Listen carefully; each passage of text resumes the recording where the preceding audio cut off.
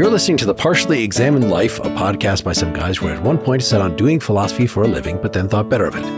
Our question for episode 376 is something like, what is the human condition? And we read parts of the first essay from Emil Cioran's 1949 book, A Short History of Decay.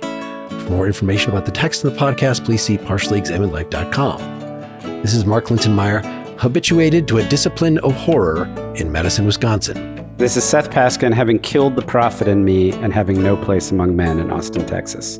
This is Wes Alwan, a worm crawling upon the cosmic carrion in Cambridge, Massachusetts. This is Dylan Casey, decomposing in Madison, Wisconsin. So I don't remember who suggested this to us. It was definitely multiple people. This is my favorite self-help book. There's definitely multiple people over the years. I think that's kind of how I take a lot of the... I don't want to discourage people from sending us suggestions, but a lot of the way that I do it, if I just haven't heard of the person, is I wait until somebody else mentions the person.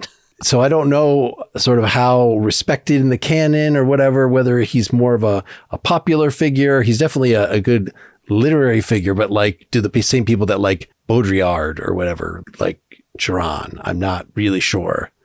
You know, he's not overtly Marxist or anything. He's a pessimist. He's basically Schopenhauer. Well, he's Schopenhauer without all the willing and metaphysical baggage. Yeah, He's not Schopenhauer. He's a nihilist, straight up. There you go. He's straight up a nihilist with the faintest possible glimmers on a good day. Like, he's the person who doesn't make cracks about how bad life is once in a while. He's the one for which maybe he takes a drag on a cigarette and says, oh, yeah, the trees look nice out today. And that's what you get. This is like if you send Eeyore to grad school from Continental. That's even better. Philosophy and put a little beret on him and gave him a cigarette. Camus, having read more Buddhism and Daoism. How about that? I saw very similar. No, I don't think so. I think Camus is a far better... Well, I don't want to evaluate. I think there's literary talent here, as I told you guys. So I wouldn't not acknowledge that literary talent. But Camus is a much different literary talent. And I don't see existentialism as a form of pessimism. I liked this in the same way that I liked when we read the essays by Schopenhauer, his later essays, like on wanting... I just wish everybody be quiet. That was the kind of stuff in the late Schopenhauer, his grumpiness that was endearing. And I found this very similar. It is sort of written like Nietzsche aphorisms. They're mostly a little longer, like often 2 pages, or, you know, they're not one line. They're not aphorisms like that. They're a good couple of paragraphs typically, but they are sort of, you know, he says right up, like there are only about 4 ways of dealing with the human condition, with, you know, the horribleness of life. And so what is a philosopher going to do? He kind of rips on philosophers as they come up with new words. That's really all they do. There really are no fundamental, you know, so if this sounds like Camus, or it sounds like, I mean, he mentions Buddha and Daoism and things a few times. If it sounds like these things, it's because he's doing the same phenomenology of human existence that he thinks is open to everyone.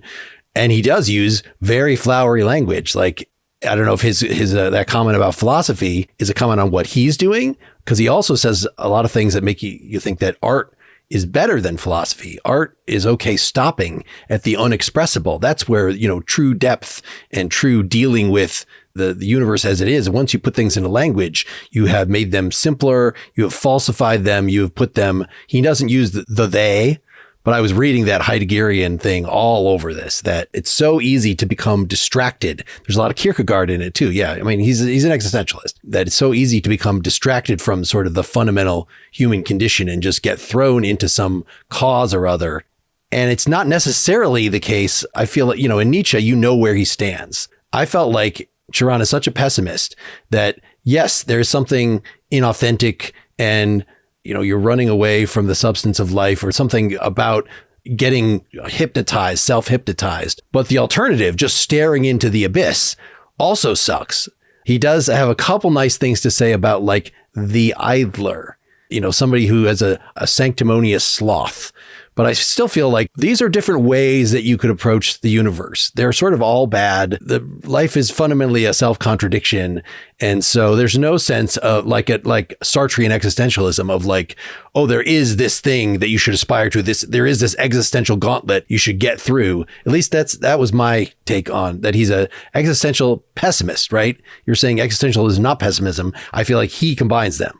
Well, I mean, he's reminiscent of Beauvoir in his rejection of the serious man. We could say that. So there's a lot of things in this that are evocative of that idea, the rejection of absolutes, one of which, right, manifested. So one way of embracing absolutes is to be philosophical. The other way is to be religious. And he often draws parallels between those two things and rejects them. But there are other ways as well, like, right, so retreat into vice, for instance, or art, which, Mark, as you pointed out, there's a bit of ambiguity about where that stands because art is suitably acknowledging of the inexpressible and the ineffable in a way that philosophy and religion are not, according to him. And then there's his brand of nihilism, which in various places, and again, just to repeat your point, Mark, he makes it sound as if it's not even really possible. You could try to do it. You can try to stare into the abyss and try to be free of all illusions, right? And the big illusion is that there's any point to doing anything. You could try to free yourself of that illusion, but that also is probably doomed to failure. So this is why it's my favorite self-help book, because you don't have to do anything. And even if you do, you're going to succeed by failing. Yeah, I'm very encouraged by Wes's embracing of this and connecting it. There are numerous points, of course, Dylan, where I also highlighted the existentialism kind of connection. But, imagine this thought process, if you will, dear listener. You buy into the Buddhist premise that life is suffering, or you buy into, the premise that, it's a vale of tears. Pick your favorite metaphor. And then the question becomes, okay, how do I deal with this? And as Wes just pointed out, right, there's religion, there's philosophy, there's whatever, you can live a life of excess, whatever. None of which actually change or address the issue. And the best you can hope for, right, is to just be in denial, be in a lie, and live the lie that you adopt, but it doesn't change the thing. And he's like, but his kind of role here is to say, like, look, they're all lies. That any appeal to an absolute or a transcendent as a way to kind of overcome the human condition is ultimately a fabrication, right? You have to accept the reality of your lived, embodied, suffering, physical existence, which for him was misery. Not everybody probably feels as desperate about that as he does. So, what would happen then if you really, really believe that? If you really were like, okay, yep, there's no way to escape. This is the reality of the situation. And then it very much takes you into kind of the existential thought process, right? Of, well, should we commit suicide? And is that even an escape, right? I think that's one of the questions. But he says, really, if you were just to realize that this was the way things were and realize that everything was a lie or a fabrication to try to make you feel better about your existence, and to see through it and just accept it and understand it and continue life, that would be the best, most sort of like honorable, noble thing to do. But it sucks. And yeah, so I feel like he's kind of just doing a descriptive, it's like, this is the reality of the situation. It's a sucky thing. And so I'm going to make poetry out of it, right? Or this is art or something. This is why like I'm that. reluctant to call him an existentialist, because I don't really see much of a place for freedom. And the existentialist rejects suicide. And for him, the freedom to commit suicide in a way, that's our greatest freedom. We're unfree in the sense that we're attracted to values. We're attracted to certitude. We're attracted to these absolutes, and we sort of get crushed underneath them. We're attracted to thinking there's a point to doing things. We're attracted to all of life's optimistic illusions, the things that get us out of bed in the morning. But those are slavery. Those are servitude. And there's no freedom within the domain of being an action for him like there would be for an existentialist. The only freedom is to step across the line into non-being, and he understands how paradoxical that is. So we have the freedom to kill ourselves, and that's our one great power, but we can't really employ it because, of course, we wouldn't get any actual freedom out of it if we did it. The place that seemed most existential to me is this section, Two-Faced Freedom. So it's page 56, where he says, the idea freedom as a philosophical problem is insoluble, that you can just keep arguing around it. But he says, a privileged intuition puts us at the very heart of freedom, despite all arguments invented against it. So it's sort of like, you could explain causal determinism to somebody, but you ultimately cannot help but feel free. And then he says, that we're overwhelmed by our power, by our possibility. There's an alarming seduction of the arbitrary. Like I could just do anything. So I feel like that is the place where we have this Sartrean sort of vertigo, or that part of the taking up the work, running into faith, running into activity is flight from freedom, right? So that's just straight up Sartreanism. So he calls this the ethical principle of demonic essence, which is right. It's a really interesting way to put it because it's, a demonic essence can't really be a principle, this intuition, which holds only from the inside in a way, but doesn't work from the outside, from the perspective of determinism. But it doesn't even work internally for him because he says, well, it's just going to lead us to one extreme or another. It's going to lead us to sanctity, to trying to save ourselves with some sort of absolute, or it would just destroy us. And the real world lies in between those two extremes, the real world where we have to live. So as far as I can tell, this feeling of freedom, it doesn't really translate into anything in the real world, unless there's some, in some of these sections, we might think, well, maybe there's some kind of meditative state where we can stare into the abyss and be his version of a wise sage, but it's very ill-defined if there is. Yeah, it's always just so clear, as Nietzsche-like as this is, and it's clearly he read Nietzsche. The reason I said it's Schopenhauer is because the way that I was taught the difference between Schopenhauer and Nietzsche is that they both basically agreed on the fundamental Buddhist sort of character of existence, that existence is struggle. You're going to have these desires. These desires are going to lead you to action, but then they're going to be ultimately unfulfilling, or you just have to fulfill them again. So there's something futile about it. And yet Nietzsche says yes to all that he's basically a romantic in that way. And Schopenhauer looked at exactly the same data and said no. Well, Cioran also looks at basically the same data. Of course, he doesn't have Schopenhauer's metaphysical system. Of course, he doesn't have Schopenhauer's ideas of ethics of compassion and these kind of things. But he still is looking at all that and saying no. And so that is the fundamental starting point. So is he just a Buddhist, I guess, with a more European fancy learning? Well, he mentions Buddha in Immunity to Renunciation, starting on page 47.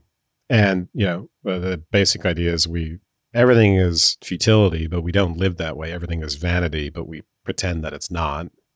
And we do that by waiting and hoping that something is going to change. And I think he associates the Buddha with someone who doesn't do that. So Buddha sees the cripple, right, and does change his life, does say that, right, I'm no longer going to be a prince and live that way. I'm going to do what? What does Buddha do exactly? I mean, he's a metaphysical traitor who rejects salvation. Yeah. That's what the other mention. Right. So that's in this section, I think, right? No, page 47 versus page 59. Yep. Yeah. But I don't think that Buddha, I mean, it didn't sound like Buddha fulfills his particular vision. Buddha is a rejecter of salvation in that section that starts on 59. He's one of these traitors to being, to life, to existence. Did you feel like there's a solution to him? Like he's saying, he's Buddha, or he's pointing to Buddha. He's implying that either explicitly for Cioran or by implication, interpretation, that there is a unified manifestation that solves the problems in disposition or in attitude to the world. Something something that he would say yes to, and even in a way of understanding.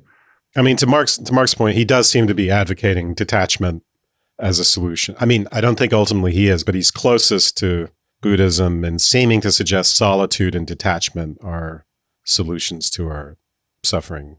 I wouldn't say that he is a Buddhist, but I would say that sounds closest to where he is, but then he somehow is going one step further by saying it's not possible, and maybe you have to come to terms with the fact that it's not. I don't know. Yeah, there's that whole section on solitude where he says, the solitary. We should probably read some of this stuff just because Which it's section so damn. are you at? Exegesis of failure, 17. I think there's another reference later, but it says, each of us is born with a share of purity, predestined to be corrupted by our commerce with mankind, by that sin against solitude. For each of us will do anything in order not to be doomed to himself. And he says, basically, we get corrupted by the world, and the world's infested our solitude. So, but he says solitude isn't, somewhere else he says, solitude isn't being alone amongst men or amongst human beings. That's not true solitude.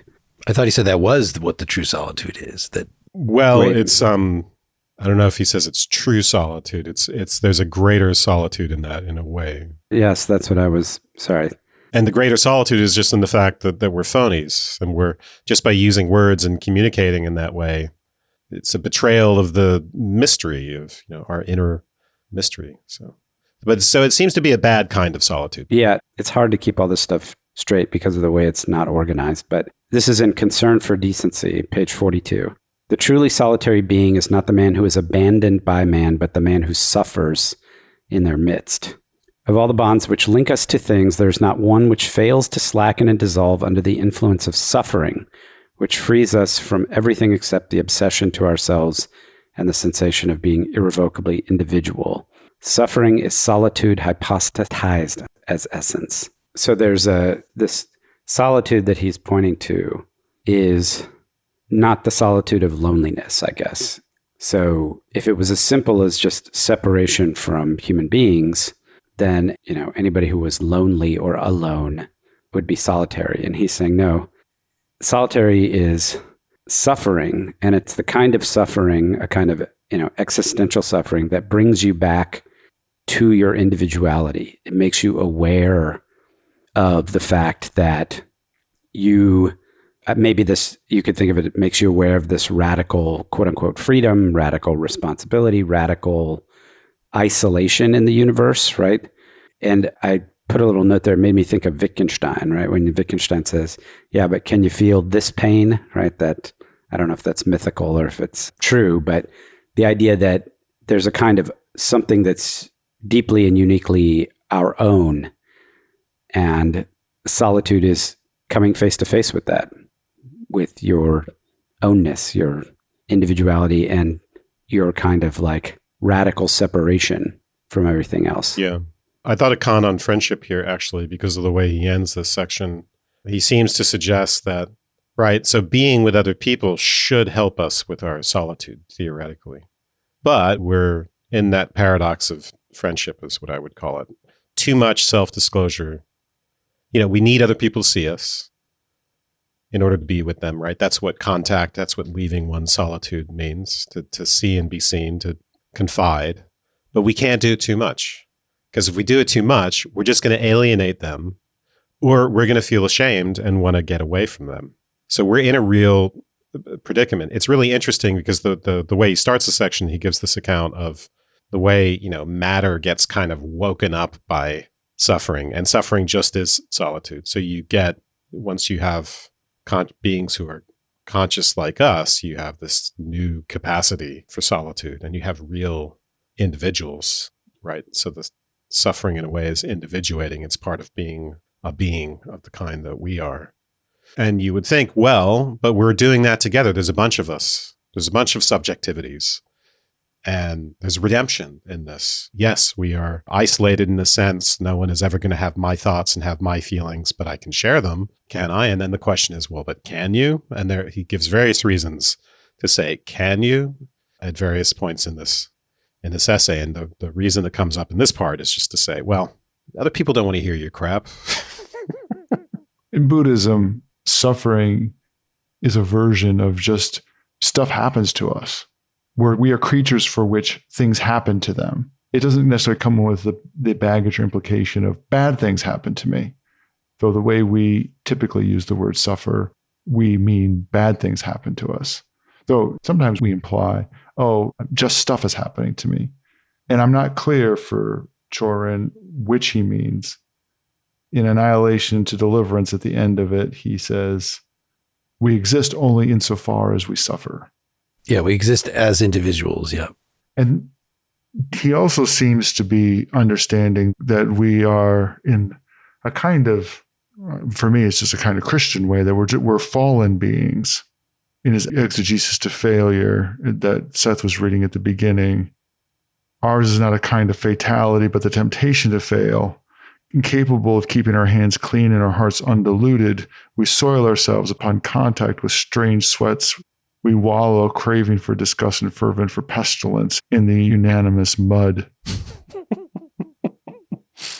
And that sense of just being fallen, again, makes me feel like he's lamenting a lack of certitude, a lack of clarity in what we ought to do because of stuff that happens to us, a kind of disenchantment that's born out of our fallenness that makes him feel like a kind of disgruntled believer, that he's a broken-hearted, disenchanted believer.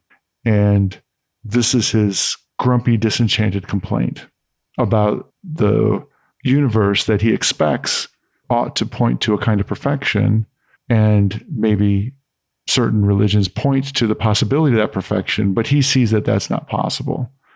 But he pines for it. He thinks that that's what it ought to be, and therefore the universe has failed and failed our existence because it doesn't manifest that perfection.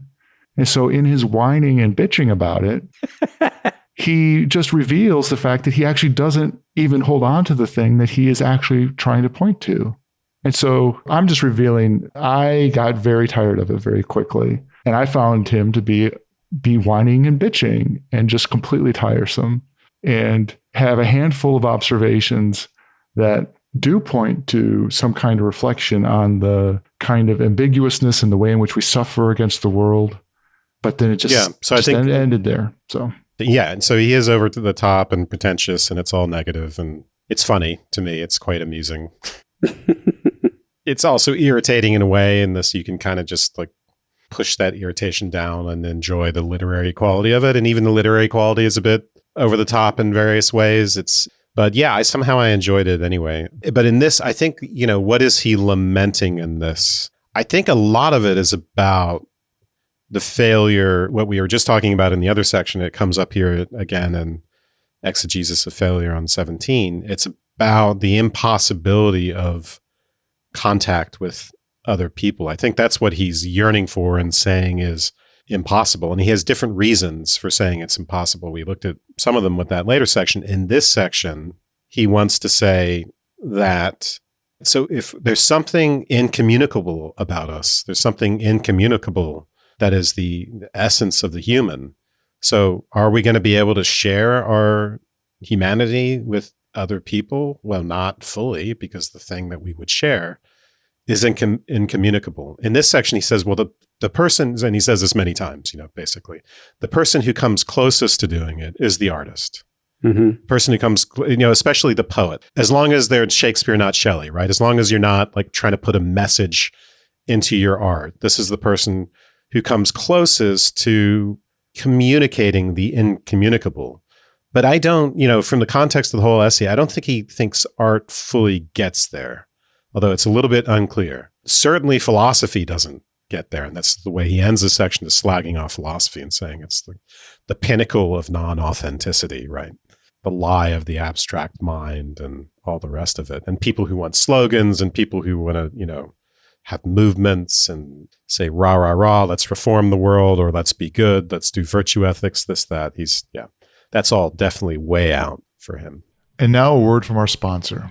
This episode is brought to you by Function. I choose Function because it's the only health platform that gives me access to data most people never get and the insights to actually do something about it.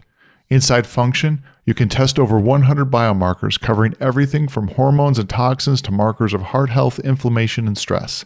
For an additional fee, you can even add advanced imaging like MRI and chest CT scans, all securely tracked in one place over time. I listen to the Huberman Lab podcast, and I've always been impressed by his focus on generating actionable conclusions from health research, so I was glad to hear he's among those backing Function. When I got my full clinician summary from Function on my annual blood work, I was really impressed. It gave me a much deeper look into my cholesterol panel than I've ever had with my PCP, breaking it down by lipid sizes and offering actionable suggestions on how I can improve my cholesterol levels. I've been genuinely impressed from the insights I've gotten from Function, and I think you would too. Winter's right around the corner, and with it, cold and flu season. Real preparation starts inside your body before the first fever or cough knocks you down. That's where Function comes in. With access to biomarkers that impact immunity, you can see where your body might need backup before illness takes hold. Take vitamin D. Higher levels are linked to improved immune function. And zinc is vital for fighting infections before they take over. Your white blood cell count measures your body's ability to fight infection. And chronic stress can dysregulate your cortisol levels and weaken immune response. Routine physicals often skip these, so you're left guessing why you get sick more often, why recovery drags, or why fatigue lingers through the colder months. Don't just brace for winter, prepare for it. Start testing so you can stay strong through the season ahead. Learn more and join using our link.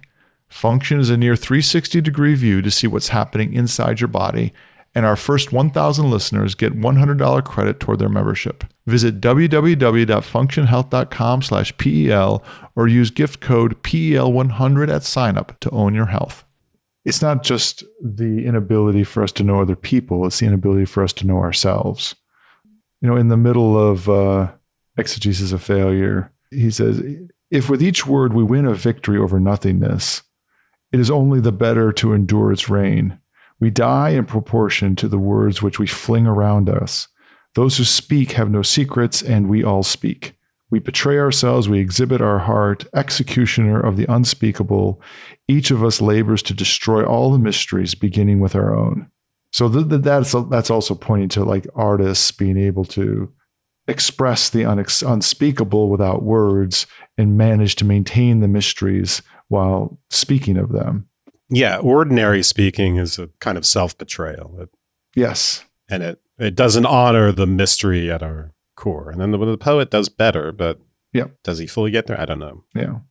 And just to the end, as you pointed out, is basically lumping in all philosophic and religious and political activity into one group and saying definition is the lie of the abstract mind, inspired formula, the lie of the militant one. A definition is always the cornerstone of a temple. A formula inescapably musters the faithful. Thus all teachings begin. How then fail to turn to poetry? Yep. It has, like life, the excuse of proving nothing. Mm-hmm. Yeah. So poetry fares better. And and what is he doing? Is it philosophy? Is it poetry? It's a little bit unclear. Maybe it's both. What he's doing is something philosophically in informed tone poems. It's something like that. Yeah. It's, I was a little confused with this notion of mystery that you mentioned that in the Variations on Death, which is a pretty lengthy 3-part section. He ends it by saying, and this is page 13, the ancient mysteries of so-called revelations, the ultimate secrets, have bequeathed us nothing by way of knowledge. And right before that, he talks about the lack of depth.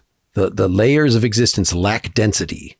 The man who explores them, the archaeologist of the heart of being, finds himself at the end of his researches confronting empty depths. So whereas some Buddhists / Daoists are very into depth over plentitude, right? That it's their what is most profound. And I think he does use the word, Cioran uses the word profound a few times in a positive way, that it is possible to be profound, but maybe it's just that being profound is a matter of what's right in front of you and actually being able to see it and not be distracted by all these different things. So that his ripping at mysteries, his ripping at dense depth here are about the explorers and their fruitless searches for something more. So he's talking specifically here about the Eleusinian mysteries, right? The ancient Greek Eleusinian mysteries. Initiations for the cult of Demeter and Persephone.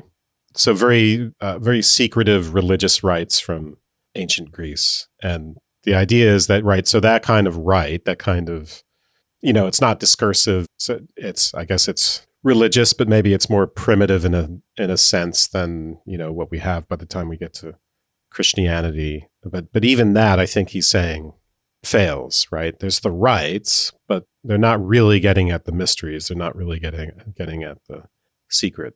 Yeah, like that same section. So there's two pieces here. There's kind of like lived experience, the attempt to articulate lived experience, or whether, and that can be normal lived experience or it could be prophetic, like in this case, lived experience, right?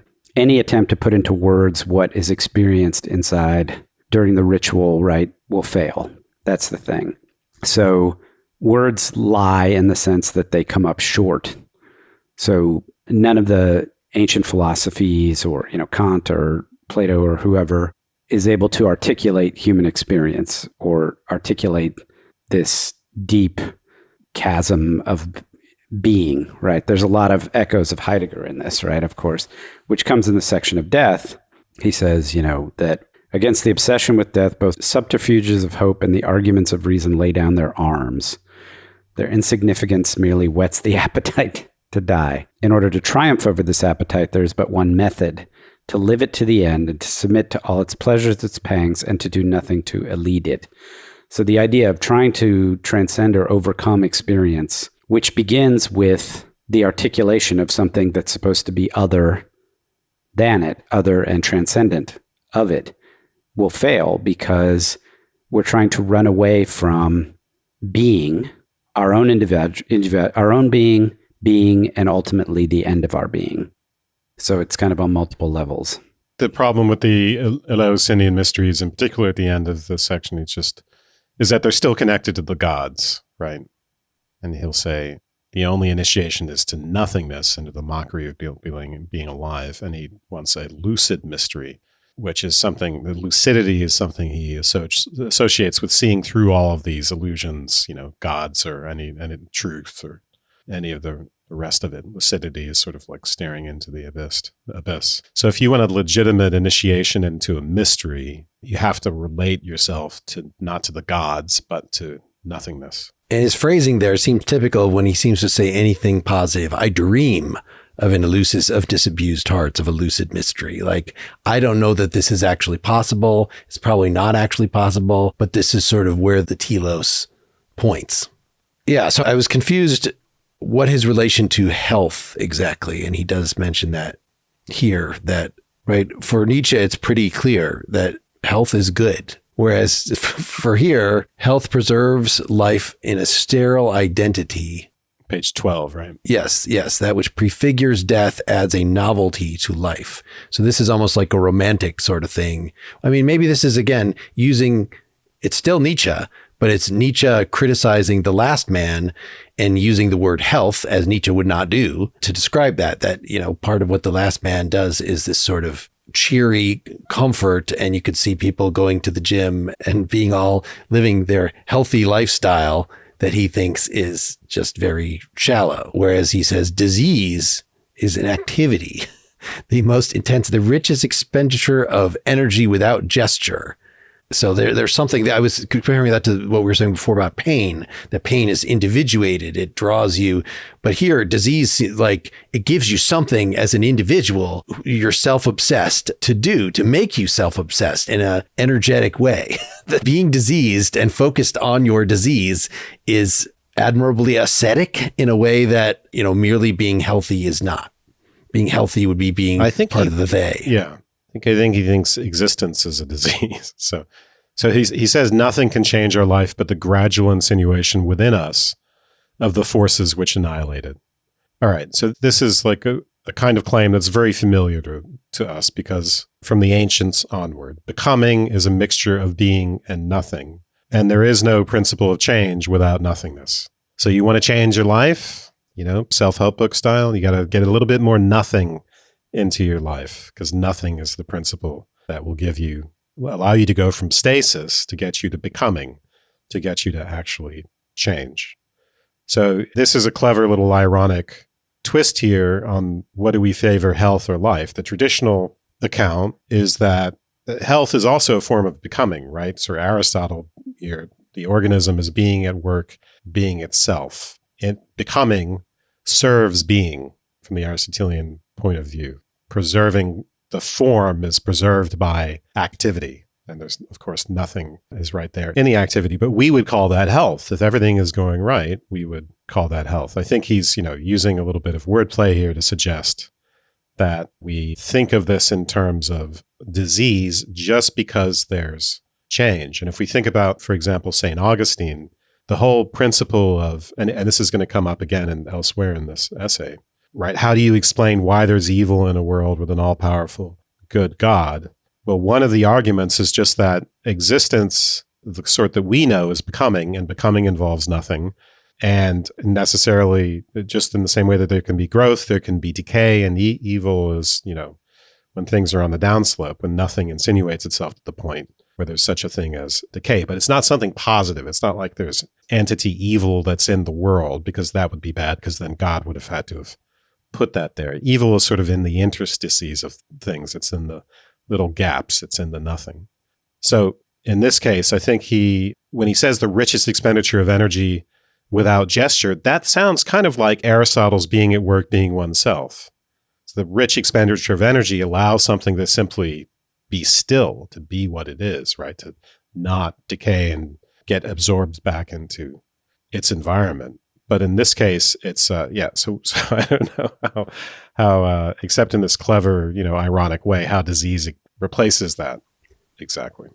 So there's a related section, resignation, on page 25, where he's talking to, I'm in a clinic waiting room. This is one of the only times where occasionally he'll I'm out in the morning or something, but he doesn't do a lot of, just for something that seems so much obviously like a guy's journal. He doesn't describe his situation almost ever, but here he's in a clinic waiting room. An old woman is telling him about her diseases.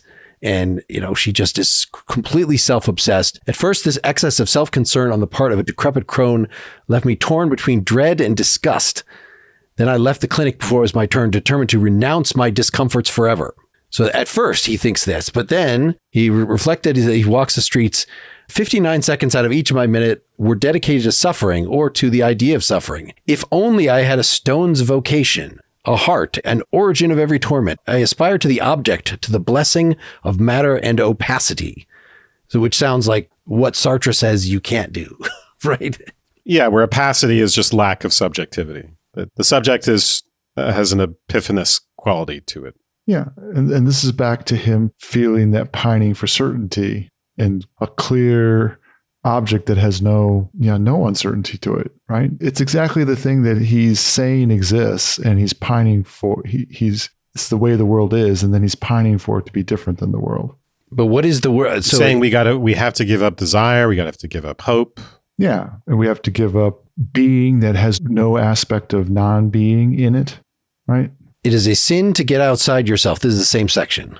By capitulating to life, this world has betrayed nothingness. So that's right. So he's literally a nihilist, that discovering the individual, focusing on your own. So this is my question, whether focusing on your own pain is a way of being the individual, because it does, right? We said it's what gives you solitude. It separates you from everybody else. What's elsewhere, he says that your sufferings are what sort of make you what you are, what you build up. And even though clearly he recommends and practices being an artist, he says well, that's a steam valve. The truly sort of, I don't know if admirable is the right word, but the most truly human are those that just let it all build up until they end in tragedy, right? Philosophers are not capable of ending in tragedy. They sort of rationalize everything. Anybody that has a talent this is a later section I'm bringing in, is able to somehow dissipate this buildup of energy. But, what is most human is just letting that nothingness that is constantly coming at us just build up and just become your whole individual being. And so this is what, is he recommending that?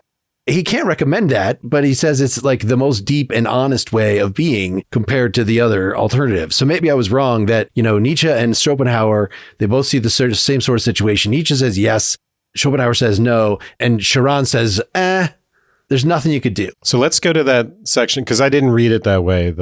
Sure, if you want to jump. So let's see, which section is it? Subterfuges 53, is that what you were thinking of? I think so, yeah. So he's contrasting, right, the artist who, right? So the artists have talent. They take these instinctual desires and they sublimate them into something else. But insofar as they're doing that, they weaken that. He's contrasting that. The people who keep it under pressure, that's what leads to the absolute of some sort or another. Sanctity, right? Religiousness, that's one form of the absolute resulting from, this pressure cooker. Vice, including masturbation, I think he calls out specifically. Rage, self-destruction. Yeah. Suicide. Yeah. So I thought art came out, so I see it as a bit more ambiguous, right? So you have tragic heroes are one example of these kind of pressure cooker people who are going to do something really great, but self-destructive. And the poet, someone like Shakespeare, that's their subject matter. That's who when they sublimate all of this, they represent people like them. Instead of going out and doing it and being Hamlet and killing and getting killed, you get some satisfaction out of representing that, which I think most of us would think is preferable. So which one is he recommending here? Should we be the tragic hero, or should we be able to get what we need out of art, out of the representation of the tragic hero? I think maybe, is it just my bias that I thought art came out a little bit better here?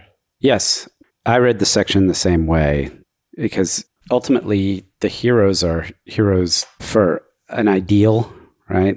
Chivalry, God, whatever. So, it's just the equivalent of a denial or an avoidance. And so the section where he talks about art. So Mark, he said something, you alluded to it a minute ago, but I had the quote. About the lack of talent? That's in this section, the subterfuges.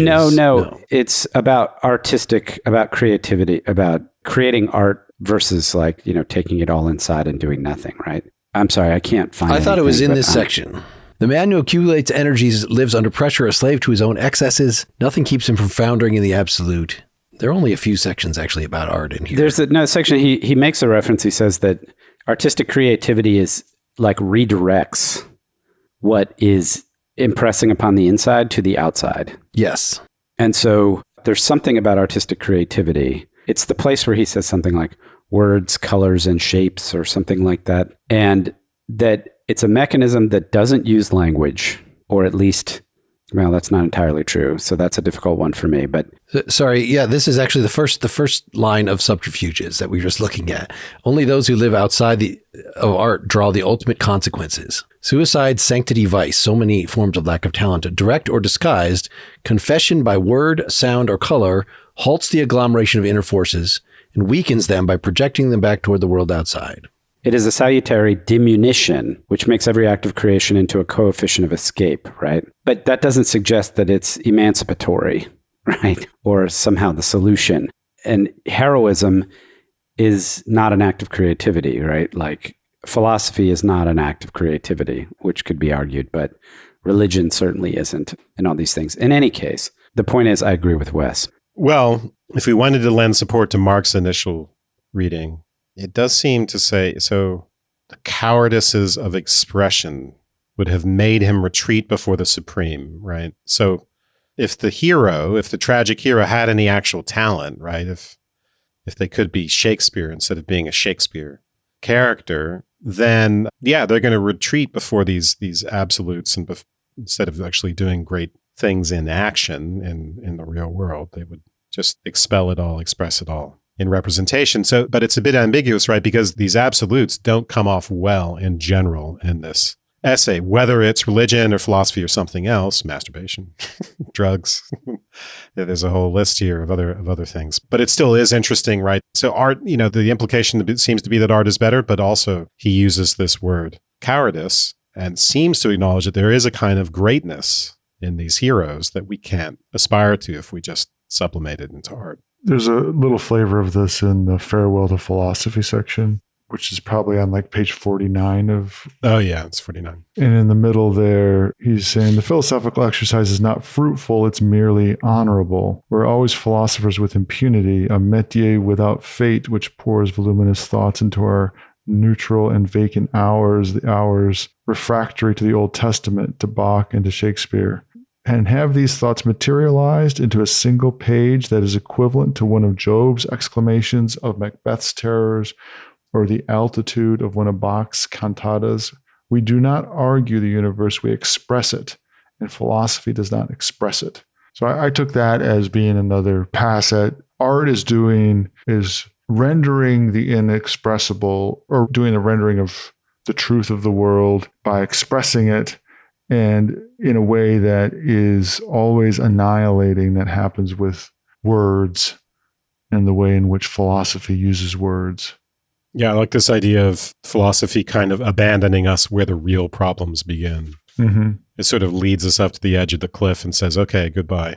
Because the real problems begin right where this unknown in which all our moments are rooted, as he puts it, this ineffable thing, this mystery and side of us, which again, it does seem to suggest it can be expressed to some extent in poetry. Yeah. I did find, and maybe this is one of the, I'm obviously a little bit cranky about reading, but part of it comes out of things like at the end of this essay, he has a section that's all in one big set of parenthetical, sort of his David Foster Wallace footnoting. And he points out that the great systems are actually no more than brilliant tautologies. And in the second paragraph, he says, we define only out of despair. We must have a formula. We must even have many, if only to give justification to the mind and a facade to the void. And I found that really curious, because it's either that he's sort of wrong about that, or he's interpreting the act that is an act of despair that we wouldn't call despair. So I would have said, and I think frequently we would accuse philosophers or scientists or poets, even, anybody who's giving a definition, and the kind of defining that he is pointing out is only, kind of crashes on the rocks of reality and ends in despair, as futile acts of hope. That the act of defining would be an act of hopefulness, an act of trying to wrangle the world into something that we can actually understand ourselves, and that the despair would come from understanding and realizing that that's not true, that those definitions and those attempts to hold become mere tautologies or fail, but that the act of defining was an act of despair. In fact, even felt like contradictory to the way in which he was describing, the world. And so I found it kind of confusing, besides being wrong. I was just reading this. I was defining despair in a sort of Kierkegaardian sense, that it is an ontological condition of our being and something that we constantly try to escape from, depending on which part of Kierkegaard you're reading. Ultimately, he thinks that you can through faith or something, but you have to go through the motions of despair before you can get there. But clearly, if you cut that off, then it's like Kierkegaard in his aesthetic character. I saw a lot of that in here, that this is sort of a more sophisticated, I think better, more poetic version of what we were seeing there. So that all these escapes, that's why I was reading the philosopher, the artist coming up with, this is an escape, these subterfuges, that these are bad. Like the good thing is to be authentic and remain focused on the void. Don't try to escape. But it seems like he again and again says you have that realization, but you can't do it. you inevitably escape. So despair is just an unavoidable condition. And it's just, what are the strategies we have for dealing with that? And probably, like you'd expect, like from Nietzsche, like from Freud, sublimation. So the artist is the most healthy way probably to not live a total lie, but you still are able to live. So you're reading, we define only out of despair, whereas out of despair is our condition. And that the act of defining is an act of trying to escape our despair. So it's an act of hopefulness that comes out of the fact that we are in a state of despair. And that's what defining means, as opposed to the way I was reading it, is that we define only out of despair, is that it's in despairing that we actually act out defining. And you're saying to read it as I think Mark to is get right out about of defining. this. Yeah, Okay. I think I'm not sure. Defining is a way of getting out of despair. It's it's the way we get at these absolutes, and it's the way it's what we do when we're philosophical. And Okay. If you can't successfully get out of despair, I'm not sure I see the difference actually, Dylan. But because you could say you can't, I'm throwing a tantrum out of despair. Like, well, that doesn't get you out of despair, but you're doing it because of despair. It is a strategy. It's just a stupid strategy. So let's try to say what the despair is about. All right. So he starts by saying, what is loathes the verbal embrace, and our innermost experience reveals us nothing beyond the privileged and inexpressible moment. So there's something inside us that's inexpressible. So this again goes to my point about communication and what cannot be communicated, and certain divides that can't be crossed between ourselves and the world and between ourselves and other human beings. And that's part of the despair. And his conclusion, so the first conclusion from that, being is only a pretension to nothingness. Being itself is only a pretension to nothingness, so that the interpretation here is that there's a kind of nothingness about what's inexpressible inside of us. Mm-hmm. And then we, out of the despair of the incommunicability of all that, we create these definitions, and we create an illusion of a mind-independent reality and a God and values and this and that. All this sort of superstructure or infrastructure arises out of that desperation to try and make meaning of something that just can't be actually made sense of. Yep. Well, I think that's a good summing up of what we have so far. We really need to take our break, so folks can come back for part 2 next week, or become a Partially Examined Life supporter, partiallyexaminedlife.com/support if you want to get it in your feed much sooner. Thanks. Thanks. Thank you. Thanks.